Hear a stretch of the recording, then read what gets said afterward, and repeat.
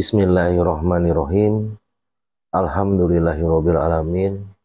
Allahumma sholli ala Sayyidina Muhammad wa ala ali Sayyidina Muhammad. Assalamualaikum teman-teman dimanapun kalian berada. Terima kasih sudah mampir ke channel saya dan nonton video ini. Ini bukan suatu kebetulan teman-teman. Ini semua atas kehendak Allah teman-teman. Buat teman-teman yang sudah lama maupun yang baru gabung,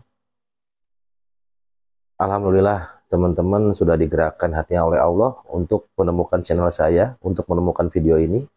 Dan tidak lupa saya mendoakan teman-teman dan keluarganya selalu diberikan kemuliaan, kebahagiaan, kesehatan, kesuksesan, dimudahkan segala urusannya, dilancarkan rezekinya sebesar-besarnya, sederas-derasnya, sebanyak-banyaknya oleh Allah. Diberikan kebahagiaan dan keselamatan dunia akhirat beserta keluarga yang dicintai. Baik teman-teman, jangan lupa berdoa dulu ya.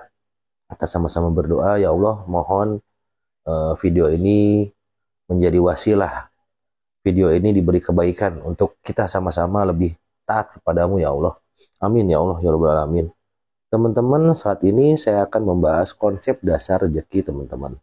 Konsep dasar rezeki yang mungkin teman-teman juga sudah banyak melihat di channel YouTube lain atau mungkin juga baru. Tolong jangan di skip videonya, tonton sampai habis biar bisa mengerti semuanya apa yang akan saya sampaikan di sini.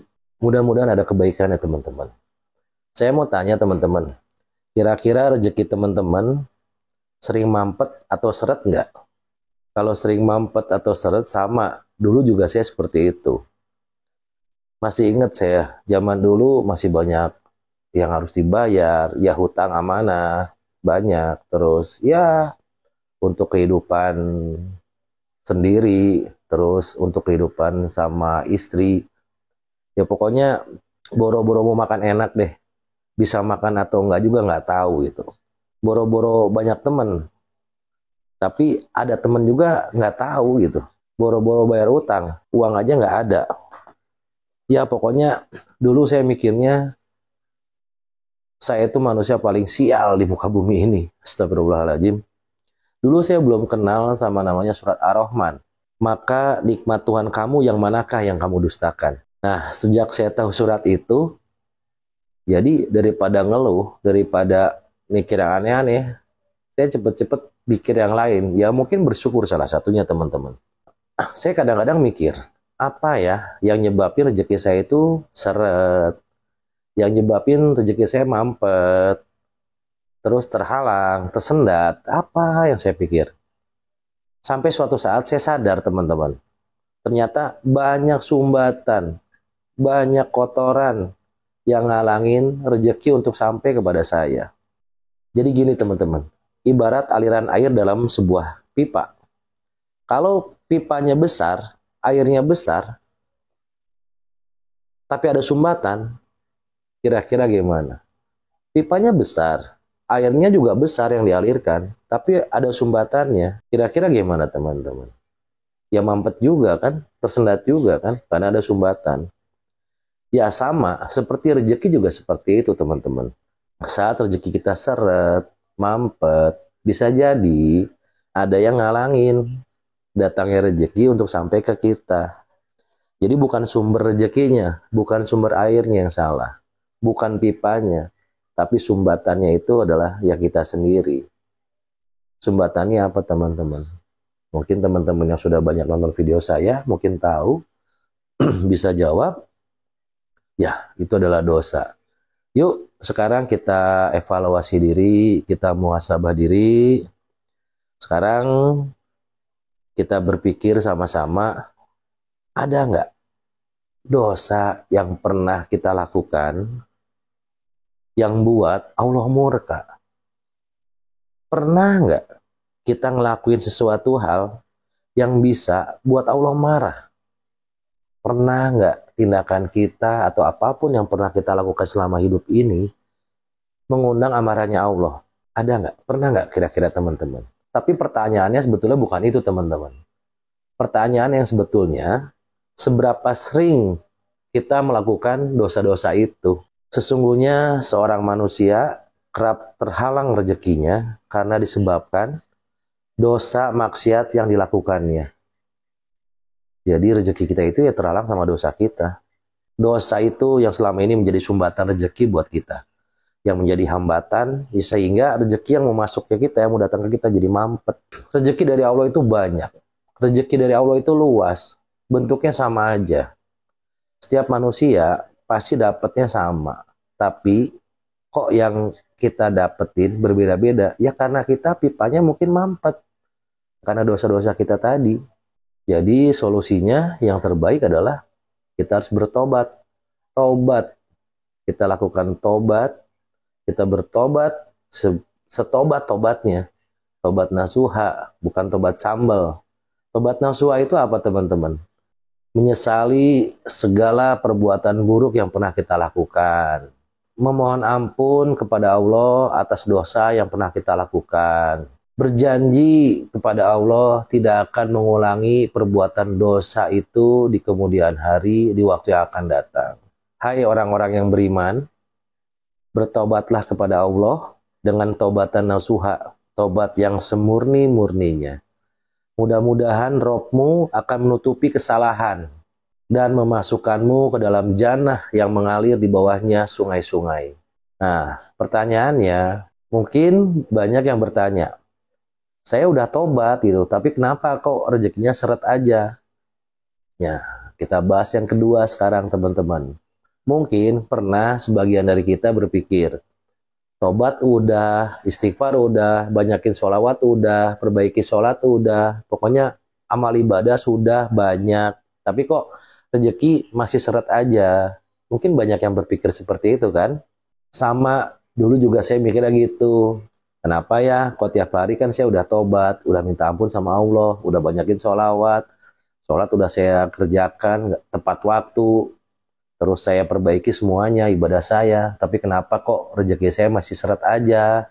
Rezeki saya kok masih gini-gini aja, masih kecil gitu. Nah ternyata dosanya bukan hanya ke Allah, tapi dosanya juga ke sesama, ke orang lain. Contoh, mungkin pernah kita dosa atau nyakitin, ya berdosa gitu, berdosa ke mertua, mungkin ke pasangan, ke orang tua, ke anak, ke saudara, mungkin ke kerabat, ke teman kantor, ke teman sahabat, mungkin ya ke tetangga, ke guru kita mungkin, ke teman-teman, kawan, pokoknya apalagi ke mantan mungkin ya.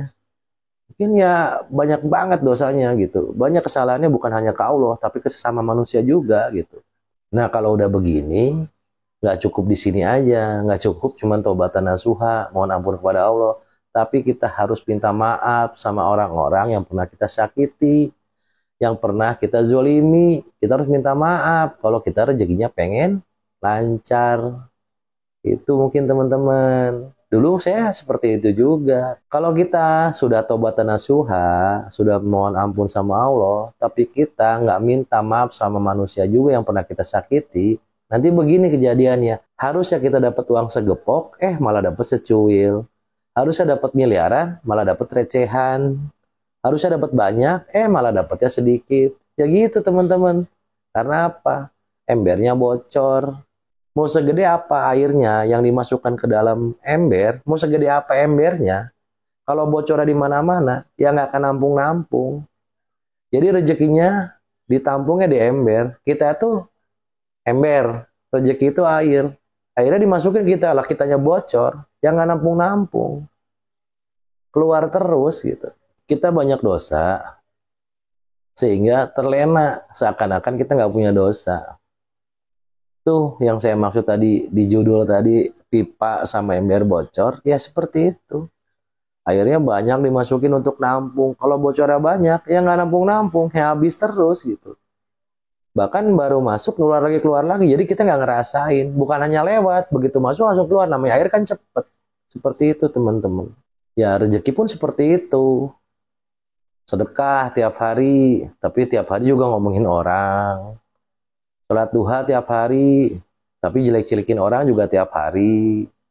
Baca Quran tiap hari, tapi setiap hari juga dengki sama orang. Sholat malam tiap hari, senang ngegibah.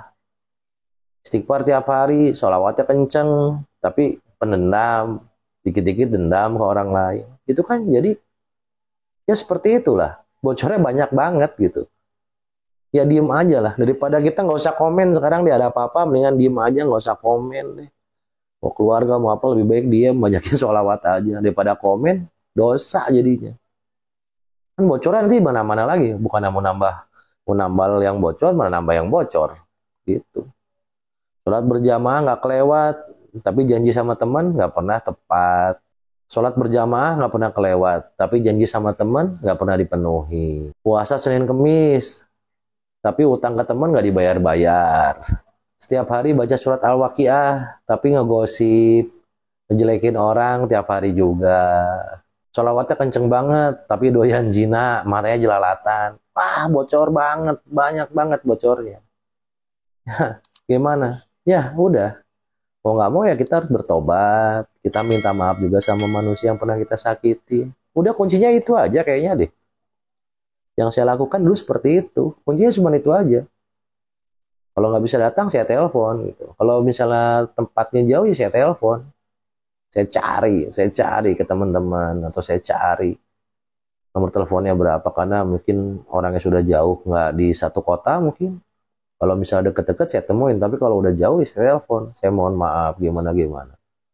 Alhamdulillah, saat itu sudah ada bisa video call, jadi bisa tatap wajah gitu. Alhamdulillah, dari situ benar-benar Allah memberikan rezekinya sangat deras banget. Jadi pengen apa aja, Allah mudahkan semuanya. Allah tolong tuh mudah banget. Keajaiban selalu datang kepada hidup saya.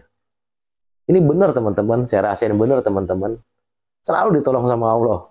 Waktu-waktu yang tepat. Di saat-saat terakhir. Udah pusing, udah mumet. Di saat-saat terakhir Allah tolong. Yang nolong itu siapa? Orang-orang dekat juga sebetulnya. Orang-orang dekat juga. Allah mengirimkan orang-orang baik untuk datang kepada hidup kita. Itu teman-teman. Makanya kalau misalnya kita pengen sekarang rezekinya lancar, yang pertama tadi taubatan nasuha. Benar-benar taubat nasuha. Terus minta maaf sama orang-orang yang pernah kita sakitin. Dicari, upayakan dengan sungguh-sungguh cari. Setelah itu kita siapkan ember yang besar, tapi yang nggak bocor, biar nampungnya lebih besar lagi. Itu mungkin teman-teman cerita sekilas dari saya tentang pipa dan ember teman-teman. Udah teman-teman, mungkin gitu aja. Setelah kita melakukan dua hal itu, perbaiki kita sholatnya, perbanyak sholawatnya. Ibadah tambahan ditambah. Udah. Deketin Allah terus. Kalau kita taat, Allah pasti tolong. Baik teman-teman, mudah-mudahan video ini ada manfaatnya. Buat saya khususnya, buat kita semua umumnya. Kalau misalnya teman-teman mau jalanin apa yang saya share tadi, mudah-mudahan saya doakan teman-teman diberi kelancaran, kemudahan. Allah cepat ampuni dosa kita semua.